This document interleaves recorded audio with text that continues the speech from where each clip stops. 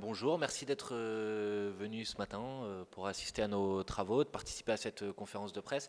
Je ne vais pas faire un long discours introductif parce que je crois que vous avez toutes et tous pu assister aux discussions de ce matin. Juste vous rappeler que c'est notre première réunion de cette assemblée représentative, qui est une nouvelle instance interne à la France Insoumise qui a été mise en place à la convention que nous avions organisée à Clermont-Ferrand. Aujourd'hui sont réunis dans la salle 250 personnes. 150 d'entre eux, donc 60%, ont été tirés au sort sur la plateforme.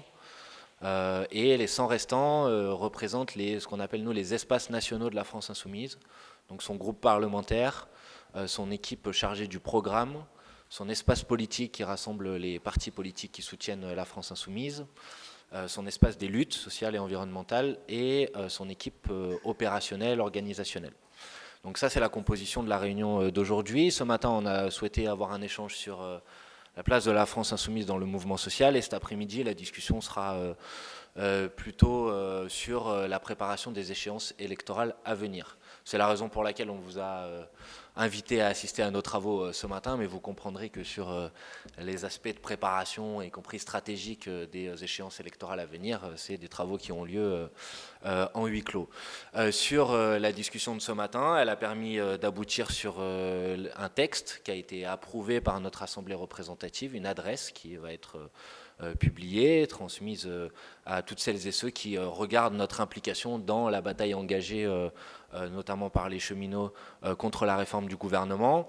Un texte qui à la fois maintient, insiste et cherche à approfondir l'activité de la France Insoumise en soutien concret des initiatives de grève qui sont engagées. Ça passe notamment par la multiplication des initiatives de solidarité concrète comme les collectes financières que nous avons commencé à organiser, des fois seuls, des fois avec d'autres, notamment l'appel des intellectuels que vous avez pu voir qui a déjà réuni plus de 300 000 €.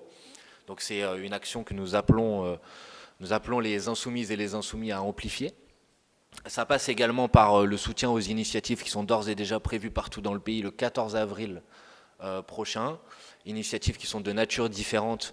Nous, on est très intéressés notamment par l'initiative qui a été impulsée à Marseille, puisqu'elle réunit autour d'une même table à la fois des responsables politiques, à la fois des organisations syndicales, à la fois des associations qui s'organisent ensemble pour une marche qui aura lieu donc le 14 avril sur le Vieux-Port à 14 h à Marseille.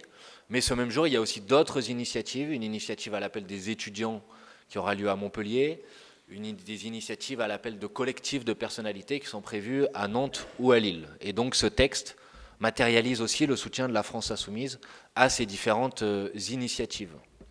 Ce texte, il rappelle aussi, comme la France Insoumise l'a fait à chaque fois, mais il invite à insister encore davantage sur le soutien qu'apporte la France Insoumise aux initiatives syndicales, et donc notamment la prochaine date de journée interprofessionnelle qui est prévue le 19 avril et la date du 1er mai, qui sera cette année, je crois, un 1er mai de combat. Et enfin, cette adresse, elle répond favorablement à la proposition qui a été faite à la Bourse du Travail mercredi soir pour une initiative nationale le 5 mai prochain à Paris. Et c'est la raison pour laquelle l'Assemblée représentative a approuvé ce texte-là. Et maintenant, nous appelons l'ensemble de celles et ceux qui veulent faire triompher le camp de l'intérêt général dans cette bataille, de se réunir autour de ces différentes dates de mobilisation. Jean-Luc Mélenchon l'a dit ce matin dans son intervention, notamment à Marseille le 14 avril, ça peut être l'occasion que toutes celles et ceux qui veulent œuvrer de concert dans la période qui s'ouvre s'y retrouvent, mais ça peut être aussi le cas le 5 mai prochain à Paris. Je crois que sont posées maintenant dans le calendrier des dates, des initiatives qui nous permettent d'organiser le fait que davantage de personnes qu'aujourd'hui puissent se saisir de ce combat et de cette mobilisation. Et c'est notre objectif, c'est ce que nous avons dit depuis le début. Nous aspirons, nous, la France Insoumise, à ce que cette bataille ne soit pas qu'une bataille des cheminots, mais que ça soit une bataille de la société dans son ensemble. Et nous espérons que ces initiatives le permettront dans les semaines qui viennent. Voilà, cet après-midi, nous discuterons plutôt sur des axes programmatiques et stratégiques pour les élections européennes, des procédures. Nous allons mettre en place nos procédures de désignation et de construction de notre liste. Nous apporterons aussi des éléments de réflexion et d'analyse et des moments de débat sur les 3 campagnes nationales engagées par la France Insoumise. Vous savez qu'on a fait une votation sur la question du nucléaire il y a 15 jours maintenant, un peu plus, et nous allons aborder cet après-midi les 2 autres campagnes, celle de la pauvreté et celle de la lutte contre la pauvreté et celle de la lutte contre la fraude et l'évasion fiscale. On annoncera aussi, et je peux vous faire l'annonce aujourd'hui, maintenant, que nous organiserons, comme chaque année, enfin en tout cas comme l'année dernière, nos universités d'été de rentrée, donc les amphis d'été qui auront lieu à Marseille à nouveau, le dernier week-end du mois d'août. Muriel, je ne sais pas si tu peux me retrouver les dates parce que je ne les ai plus en tête. Voilà, c'est une annonce qui n'est pas extrêmement incroyable, ou 24-25. Voilà, 24, 25, 26 août à l'Université Saint-Charles de Marseille. Voilà, ce qui vous permet déjà de vous réserver et de ne pas partir en vacances le dernier week-end du mois d'août. Voilà, maintenant si vous avez des questions, j'y répondrai avec plaisir. N'hésitez pas, si vous pouvez juste vous présenter. C'est la fac Saint-Charles, le site Saint-Charles de l'Université Aix-Marseille, qui est juste à côté de la gare Saint-Charles à Marseille. Des questions peut-être, des réactions ?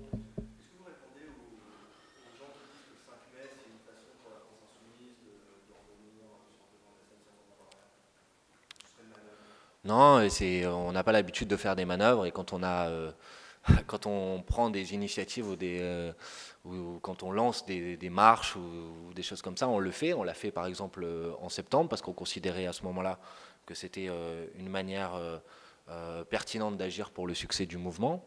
Aujourd'hui, si on avait voulu appeler à une marche, on l'aurait fait. C'est pour ça qu'on accueille très favorablement l'initiative de la Bourse du Travail, mais en même temps, cette initiative, elle a des organisateurs. Ce n'est pas la France Insoumise. Elle a été initiée par des gens qui se sont réunis à la Bourse du Travail pour l'engager, cette initiative.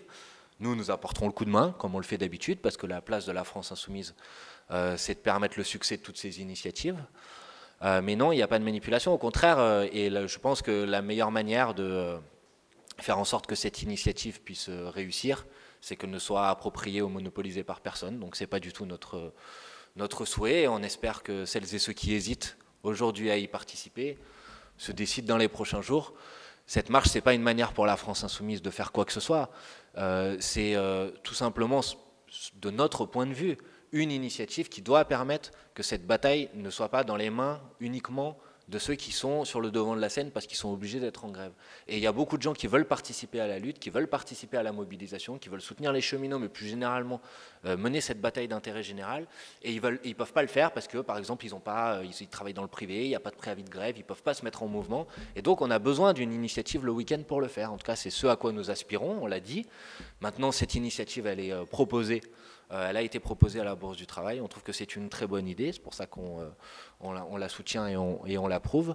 Mais pour autant, elle n'est pas à confondre avec une initiative de la France Insoumise. Oui.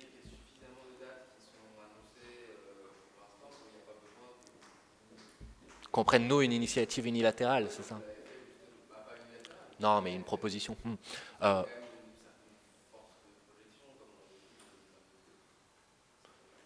Ouais, oui, nous on considère là, au moins jusqu'au début du mois de mai, que il y a une initiative, il y a des initiatives plus décentralisées le 14 avril, il y a une date de journée interprofessionnelle le 19, il y a le 1er mai, il y a le 5 mai.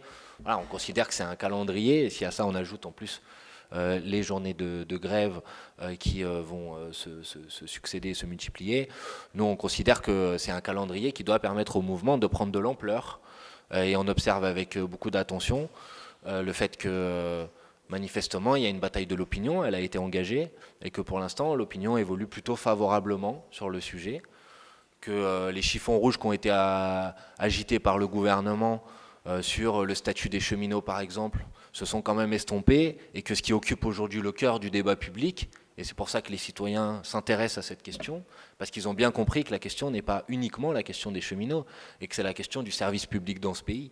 Alors le président de la République et ses soutiens ont sorti les éléments de langage, ils disent qu'il n'y a pas le mot privatisation dans le texte, on les a entendus, Mais je crois que personne n'est dupe dans ce pays, que M. Sarkozy disait la main sur le cœur qu'il ne serait pas question de privatiser GDF au moment où il faisait exactement le même changement de statut de l'entreprise. On voit quelques années plus tard où on en est sur ce sujet.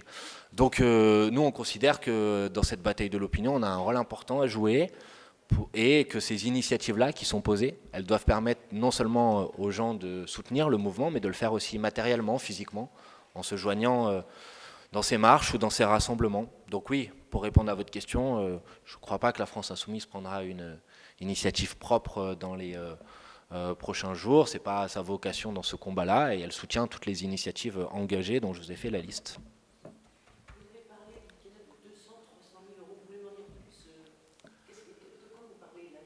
Alors il y a eu je parlais d'une collecte qui a été lancée, voilà, par c'est pas la France Insoumise qui l'a lancée, hein, c'est par des personnalités, des universitaires, qui a réuni, alors j'ai pas les chiffres du jour, mais près de 400 000 euros, voilà. Oui, oui, c'est sur Litchi, sur la plateforme en ligne, voilà,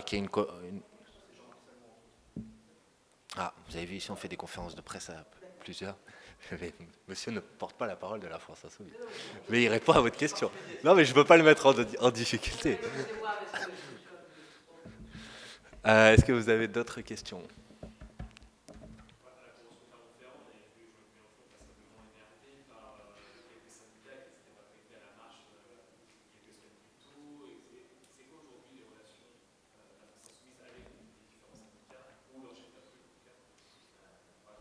Alors, écoutez, je ne crois pas qu'on était énervé. On avait considéré le 23 septembre que pour qu'une initiative encore plus importante que la marche du 23 puisse avoir lieu, il fallait qu'elle réunisse aussi les organisations syndicales. Et à ce moment-là, les organisations syndicales n'avaient pas fait ce choix-là. Là, en l'occurrence, je crois que les relations sont bonnes. La preuve, c'est que par exemple à Marseille, contrairement à ce qui a pu être indiqué des fois par ailleurs, l'initiative n'est pas une initiative de Jean-Luc Mélenchon ou de la France Insoumise. C'est une initiative qui émane à Marseille de la CGT, qui a invité d'abord les autres organisations syndicales à discuter, et ensuite qui a dit pour qu'on soit plus efficace, il faut qu'on rassemble aussi les organisations politiques dans un front de lutte commun. Donc je crois que c'est la preuve que c'est des relations qui sont plutôt bonnes et plutôt intéressantes. Je crois qu'à la Bourse du Travail aussi, mercredi, il y avait beaucoup de syndicalistes de différentes organisations syndicales qui étaient engagées. Voilà, nous on espère que sur ces différentes initiatives, les structures syndicales vont s'y associer. Après, on reste fidèle à notre ligne de conduite. C'est pas à nous de dicter les consignes aux organisations syndicales. Nous, on se permet juste de dire que dans cette bataille-là, on pense que si cette convergence a lieu, ça sera plus efficace pour tout le monde, et ça permettra, ça renforcera les chances de remporter cette victoire, de remporter cette bataille. Voilà. Et en tout cas, c'est à quoi on aspire. Donc il n'y a pas de mauvaise relation du tout. Maintenant, c'est aux différentes. C'est pas moi qui vais répondre à votre place sur le positionnement des organisations syndicales par rapport aux différentes initiatives. Ce que je peux vous dire, c'est qu'à Marseille, en l'occurrence, ces organisations syndicales sont à l'initiative. Pas d'autres interventions? Tout va bien?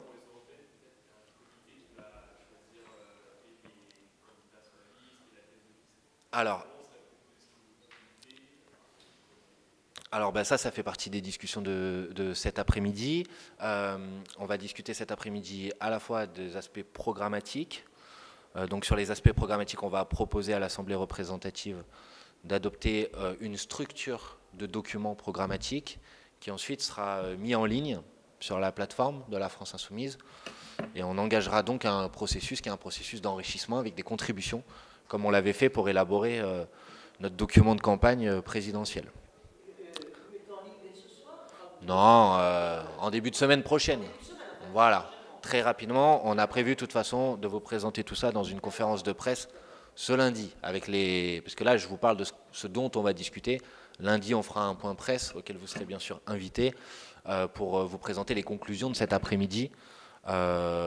Donc notamment sur les aspects programmatiques. Sur les aspects candidature, la démarche est assez similaire à ce que nous avions fait pour les élections législatives. Nous allons proposer d'élargir le comité électoral national de la France Insoumise pour qu'il soit plus important en nombre, et donc puisqu'il est chargé de travailler sur l'ensemble des 4 échéances électorales qui vont venir, européennes, municipales, régionales, départementales.